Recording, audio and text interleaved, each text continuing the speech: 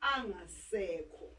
Indaba yethu namhlanje kusiya wakha lo muzi ukuthi uMamazala akamhloniphe umakoti.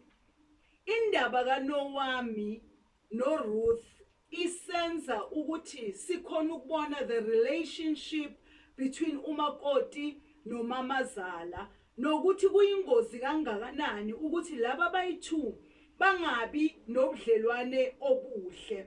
Uma ubheka uNowami ubheka uRuth, i-relationship yabo iqhubeke nanoma umyeni angasekho emhlabeni. Umyeni wakhe sekandlulile emhlabeni kodwa bona baqhubeka baba nobudlelwane obuhle. Into eyinkinga namhlanje siphila esikhathini, especially ku-black community, abomamazala abaningi bane-extreme fear. Banale fear le enga-understandeki ngabantwana babo babafana. Ifear ezigcina ibenzisa amaphutha wokuthi umuntu agcine angaphathi kahle umntana abantu. Abagcini lapho kuphela, kunenyinto abomamazala abayenzayo engazange naseJudeni ya-approve uNkulunkulu. Lento le yokuqala abathandayo ukuyenza ukukhethela abantwana babo abomakoti abafunwa yibo nabathandwa yibo. Akhohlwe ukuthi le ntombazana afuna ukuyikhethela umntanakhe ekungasiyi-choice yalo mntanakhe ambelethile kodwa ekuyi-choice yakhe. Kusasa kungenzeka babe nezingqinamba ngenxa yokuthi lo akasiyi-choice yomntanakhe kodwa uyi-choice kamamakhe. Uma umuntu ezongena emshadweni indaba yensizwa noNkulunkulu, akusindaba kamama nolo kanje sinini namantombazana aza nomntanakhe of nobani. So abomama bakuthandile kakhulu ukukhethela abantwana babo babafana abomakoti abafunwa yibo, and umkhetha ngoba sekayazi ukuthi uflexible kangakanani makafuna izinto. Awuthi sibeke so abomamazala abaningi bayabathanda abomakoti abakhethwe yibo. Isizathu sabo siyini? Ufuna lo azothi makashaya igatari agqumele igatari yakhe. Uma umakoti angeke agqumele igitha yakhe, uMamazala kayizwa kahle indaba. So sine challenge enkulu yokuthi number 1 umama ufuna ukukhethela umntanakhe, number 2 umama ufuna ukungena emshadweni womntanakhe akhole ama-shots. Kunabomakoti indoda mayihola fanele umakoti ayothola imali kuMamazala. Angazi ukuthi lento bayenza naturally of bayenza njani, because uma ngithi ngiyayibheka angi-understand ukuthi hamba njani indoda ishadile ihole but nikumama imali bese umakoti kosa ayoqela izinto kuma. Umakoti ufuna ukwenza something personal fanele ayoqela imali kuma. Abomamazala abaningi, they are extremely scared when it comes to their kids. And one thing for sure, uNkulunkulu ku-Proverbs uthi khulisa umntwana ngendlela eyakuba ngeyakhe. I understand the last statement, eyakuba ngeyakhe, meaning lo mntwana masekakhulile unendlela yakhe ekumele ayihambe, okungukuthi wena you must set the platform for umntwana ukuthi abone ukuthi indlela eright yokuphila iyiphi. Manje you can imagine ukuthi mawungumamazala you set the platform, but at the end of the day awufuni le platform ibe yomntanakho kodwa ufuna ukuthi ibe ngeyakho. Sizwa they need also ukuthola ama-coaching, because kaningi umuntu othola izifundo noma izifundiso kusuke kube umuntu wesifazane. Umuntu wesifazane ohlaliswa phansi atshelwe ngendaba zomshado, atshelwe ngako konke, kodwa izinsizwa azitshelwa. Umamazala needs to have ama-boundaries. Umamazala needs to understand ukuthi immediately ngikhulisa umntwana angimkhuliseli mina, especially a boy child, even a girl child, awuzikhuliseli yena ngoba kusasa uyoba umakoti kazibani. So uma kuyinsizwa uyoba yindoda kazibani. So fanele umama womfana aziprepare at an early age ukuthi lana angikhulisa umfana oyoba umfana wami for eternal life, but uyoba yindoda kaMapule. Maseka indoda kaMapule angeke ngisakwazi ukuthi Sipho ngicela ukuthi ungiphe imali, but sekufanele ngijike kuMapule ngithi yazi Mapule nginesidingo la endlini, yazi Mapule ngicela imali. And umama fanele afunde futhi ukuba nama boundaries, understand ukuthi ngelinye ilanga uzoya kuMapule, uMapule uzothi ma angeke sikwazi ukukusiza, hayi ngoba angafuni ukuyokhuluma noSipho abuya nikeza umama ifeedback. But isizathu sizobe ukuthi uSipho noMapule already sebane plan lokuthi kusuka la ukuya lapha kwenzeka kanjani. And uMapule uye owazi ama finances wasendlini yakhe. It is completely wrong ukuthi indoda ithethe umfazi, kodwa umfazi fanele kube nguye ozoyekela izinto kumamazala wakhe, engazothithi indoda ishade nomamayo then lo mfazi yi-side chick. That is wrong. Izinsizwa fanele zazi uma zingena emshadweni ukuthi emshadweni kungena somebody who is fully matured or understand izinto zomshado. Emshadweni you don't do as you please. Lithi izwi lenkosi indoda izoshiya bezali. Indoda mayishiya bezali ngeke yohlala kabomfazi, nomfazi uzoshiya bezali. Bese laba babili babanyamanye bona bayozakhela umuzi wabo. Another mistake eyenzakalayo ukuthi indoda ishada umfazi imbeke ekhakibo, ngoba mayimbeke ekhakibo kula kuqala khona amakhwarel, kula kuqala khona izinkinga, kuqala khona izinkulumo, kuqala khona ini. Uthola umntana abantu seka ba tortured. Uma khona lo baba ntambama yonke into it's normal. Kunabo mama bakwazi ukuactor, kunabo mama bama character. Uma akhona lo baba ntambama everything is back to normal. But get to the point la lo baba makangekho khona emini uthola umntana abantu usaba nokungena endlini, usemkhukhwini ngisho yena usaba nokungena endlini. And iba worse when umama walomfana anama powers ngishivile emalini yalomfana, uthola le ntombazana sengasazi ukuthi yenze njani. And mabafika kithi baqela usizo, we gonna tell them ukuthi hayi pray, abe kunzima you hold on emshadweni, but asibheki lo bunzima ukuthi kunjani. Esikhundleni sokuthi insizwa ibizwe ihlaliswe phansi ukuthi phela wena manje sowungubaba womuzi. So there is no way ungathi ubaba womuzi bese umama kuphenduka umama womuzi, ngoba immediately you give your mother a salary kusho kuseka umama walandlini, then lo ekumele ukuthi abe umama walandlini seka yini ke yena. So I think abomamazala they need to understand their position ukuthi mina ngimbelethile umntanami, and as a mother womfana angikwazi mina ukuyobalela intombazana ngitshele ukuthi phela ngimkhulisile lo mntwana umixwe yimi esikolweni, lo mntwana yimbe ngimenzela konke. Kusasa umfana uthenga imoto, izikhiya zemoto nazo sihlala kini. Umntana abantu makafuna ukuhamba fanele azocela mina ukuthi manje kena mama ngifuna ukuya endaweni esona, then ngizombuza ukuthi uyobuya esikhatsini, le moto uzohamba ufike ephi ngayo. No, that is wrong. That is wrong. You must know your place as a mother-in-law. Ungenaphi wena ngoba yimoto yendoda yakhe. Kahle akusina inemoto yendoda yakhe, yimoto yakhe. Lithi izwi labantu banye. So mina as a mother kamkhwenyana angikwazi mina ukuyobuza umakoti wami ukuthi uyapi ngale moto, uzobuya esikhatsini, uyoyenzani kuphi, kwasha kwaqima especially zani.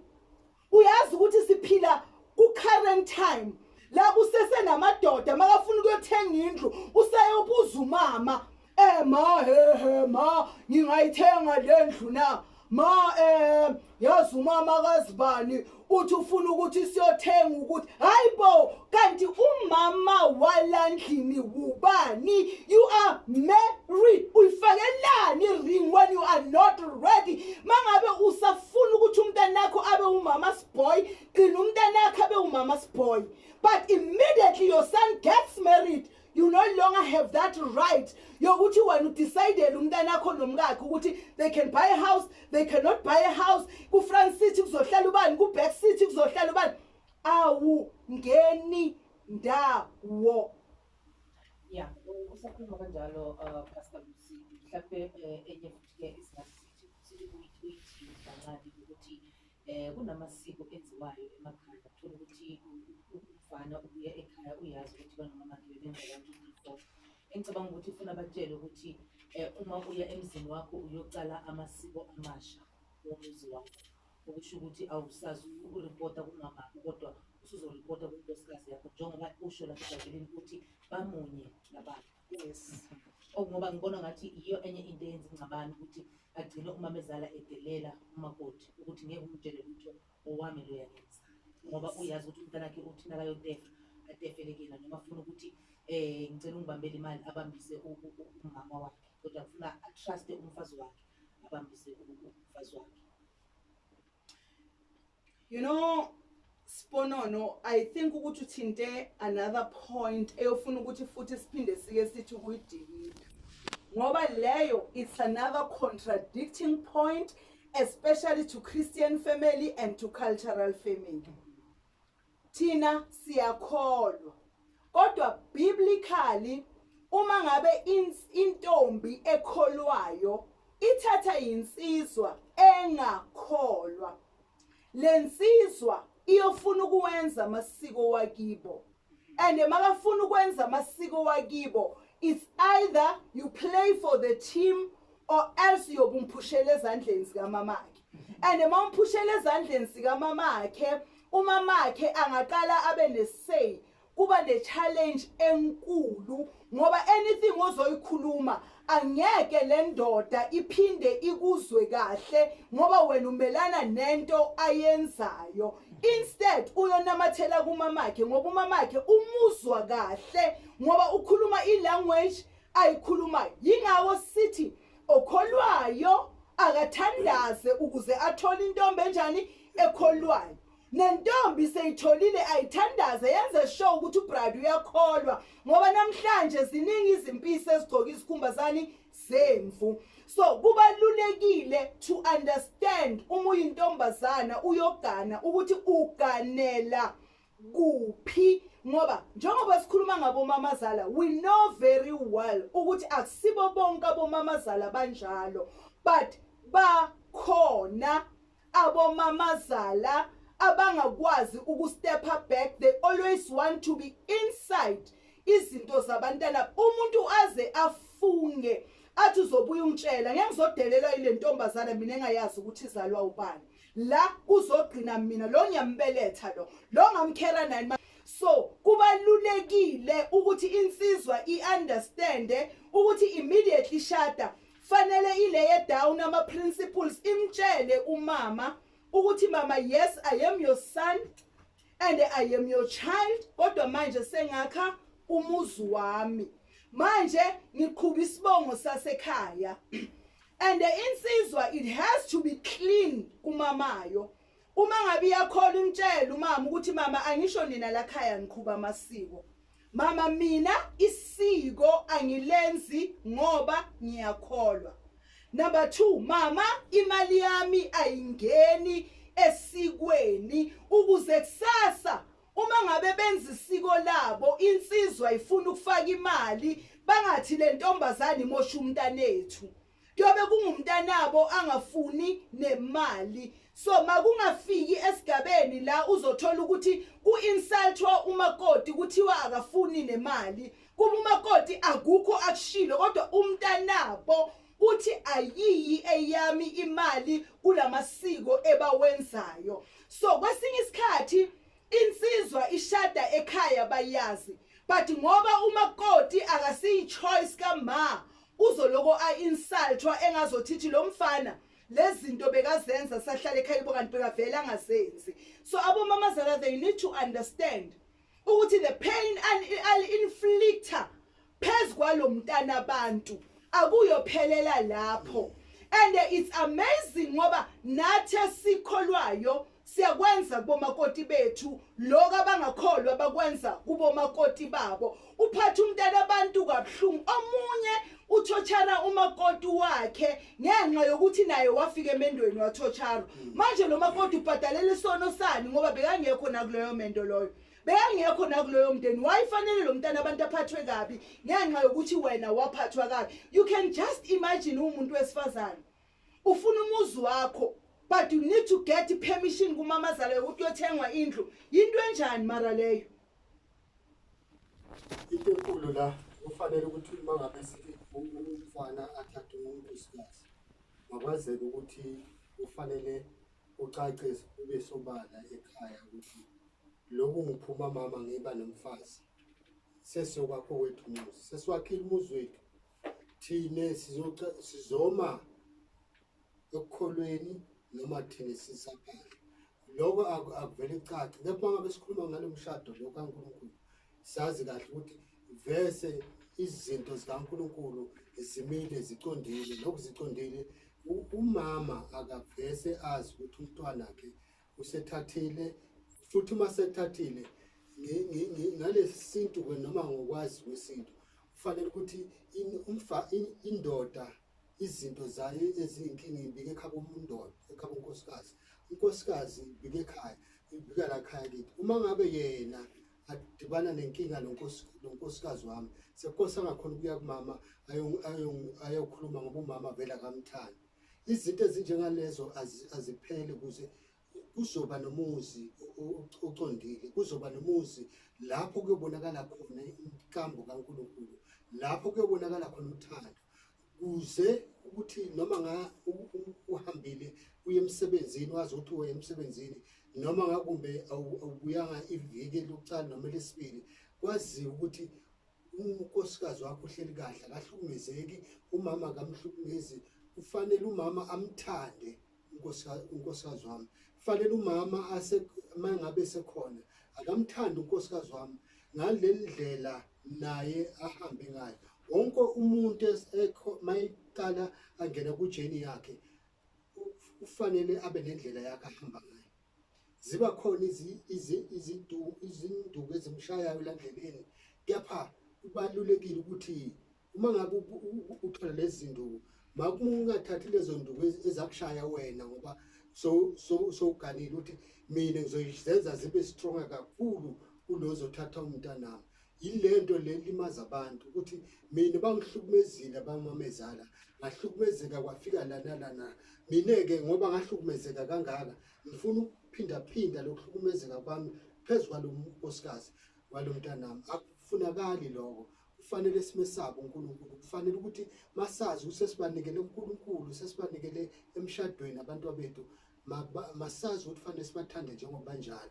Nezimpi zabo ezikhona emhlabeni bahambe sibabonise thina singabazali, sibabumbe kuzo zonke izinto ezibaphethe, kube yithina esibabuthayo, kube yithina sibakhomba indlela.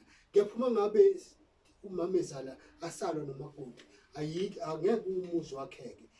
Thina silwela ukwakha umuzi kaJehova, silwela ukuthi ikhaya kaJehova lime kuze kubonakale ubungcwele babo. Ubaba uthinta indaba la ethi kumele simsame uJehova. Uma simthatha simnikisa emshadweni noma simnikisa ku-relationship ngoba eminye imishado vele icela ku-relationship, eminye imishado bayaboniswa abantu bayalethela. Kodwa manje uma uthi asimesabe uJehova kunezwi elithi sikhandwe ngomfanekiso wakhe bese lithi othinta mina uthinte iso lakhe. Sifuna ukuyimikisa lapha kubomakoti abangena emshadweni i-forced, okuwukuthi bangena ngemithi, bangena kuwukuthi amdlisele ukuthi ngoba umbonile ukuthi uyasebenza, usebenza kahle, kuyacocwa, bangamantombazana bayajuthana ukuthi mdlise mngani. Kodwa ngifuna siyibuyise eBhayibhelini ukuthi bazi ukuthi othinte lona okaJehova uthinte uJehova ngoba uNkulunkulu ngeke avume ngomuntu wakhe. Ngoba uma ngabe into ingasingeyakho yona yakho, linda isikhathi sakho sifike. And enye into nayo leyo futhi eyaye ifake phakathi umakoti nomamezala ukuthi inkulumo abayikhulumayo nendlela abayihambayo abakhetha ukuyihamba ngomkhwenyana injani ngoba mabangahamba inkambo errong ngomkhwenyana vese uzohamba kujike kubona bobabili bagcine bacabana kodwa mabangahamba indlela yomlomo bovu akunakuthi bazojikelana ngoba bayalazi iqiniso bajikelana lapha ngoba abasazi isiphetho salapha namaqiniso walapha ukuthi kuyophelela so sifuna ukuthi umakhosikazi amantombazana abasazogana abasazongena kuma relationship ukuthi be careful of what you do today to another human being because you don't know the future and sonke sidalwe ngomfanekiso wakhe lokho amhlelele kona kusesemaphileni wakhe wena lokho ufuna ukuthi akwenze for wena akukho enhlelweni zakaNkulunkulu ingashayisana ingasabi. And that sponono goes the same way Umamazala. Njengoba namuhla sikhuluma ngabo Umamazala, the same way you treat lo mntwana omunye umama. Now ubabelethile bakho. Noma ngabe ungababelethanga, but you don't know what the future holds. Lo muntu omphethe kabi namhlanje kungaba nguye ozomdinga kusasa. Kungenzeka ngelinye ilanga uwe khona lapha endlini. Uyokubutha njani lo muntu ominsulta every day omthuka umhlebe bayahleba nabo Umamazala. Abo Umamazala bayahleba.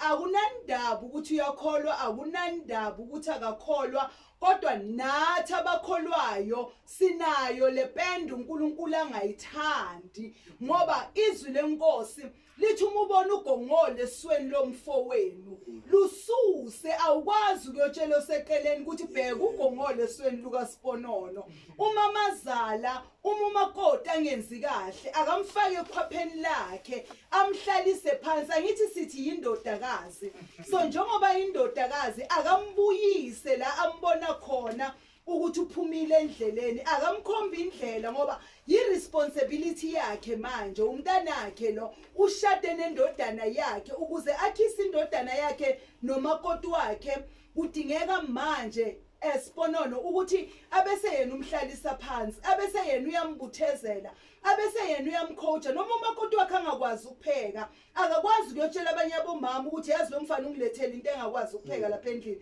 yazi lo mfana ungilethela into engakwazi ukuklina lapha endlini no that is wrong but into ekumele ukuthi ayenze lo mama ukuthi fanele abuyise lo makoti fanele amcoache fanele amkhomba indlela amtshela ukuthi kuphilwa ngalendlela but you can't take ihlazo lakakho ulikhiphele ngaphandle ucabanga ukuthi wena wenza into right mawenza njalo uzosihlekisa ngabantu even God will never be happy about you so imithandazo yabantu ithiwa izinto ezifana nalezi bese baya kuNkulunkulu bathi uNkulunkulu akaphendula imithandazo yabo no uNkulunkulu uyaphendula imithandazo kodwa kunemithandazo ethiwa izinto abantu abazenzayo and in short Siponono nabo mama lento ishoyo ngamantombazana bayayenza abo mama abasabi ukufaka abantwana babo ama-club uma ngalo ushade nendoda mariza umama yokuphela wena ungakhuluma mawukhuluma ngathi uqula isolo la ndlini ngathi nje ushaya isoprano enye ongayi-understand mara umama akhe makakhuluma gqumame lapha a-act at same time ayenze nalento usanumangela ukuthi no kwenzakalani uma ngalo umuntu usemshadweni but yonke into idinga i-approval kamamakhe so akugcini kuphela ngabomakoti nabomama abazala abantwana fanele bakwazi lokho ukuthi kuphi ukuthi wena sowumbelethile umntanakho bese uyahamba uyomfaka ama-club bese wena uyomenza ukuthi abe umuntu ozoza umama kuphela uthole nasendlini umkakhe makakhuluma athi umamakhe lento ifuna ukuthi ngelinye ilanga uyifaka impama umfana ajika yoshaya intombazana ayibhukule ngezimpama ngoba umamakhe ukhulumile akusilo mfana ohlapha le ntombazana yilezinto umama azilandile azifake emntwaneni wakhe it's a pity ngoba ku-black community I don't know what is going on nabakholwayo bahambe bazenze lezinto angazi noma bacabanga ukuthi uNkulunkulu ulahlekelwe amandla ukuthi uNkulunkulu angangenelele intweni zethu. But ifear, it can push you to an extent la ungazazi nokuthi ungubani khona, ngoba into eyenzisa abantu zonke lezinto ifear. Fear, but fear yani ngoba vele we know ukuthi we're raising our children ngelinye ilanga bazoshada, ngelinye ilanga bazothatha amakhosikazi. So why should ngibe nenhliziyo ebuhlungu yokuthi umntana wami namhlanje uthethe unkosikazi? The family is extending, the surname is growing. So why fanele ngive ubuhlungu manje umzali? Ukusuka kuNkulunkulu kuyabenza abantu benza izinto ezi-extreme ezizosithusa. So nizothi kubo mama kubi ukufaka umntana wakho ama-club, kubi ukuthi umntana wakho ukuthi angabi nempilo ngaphandle kwakho. Sibonga kakhulu Pastor, sibonga kakhulu baba. Mhlawumbe nesisivala nje ngale minute incane isele ukuthi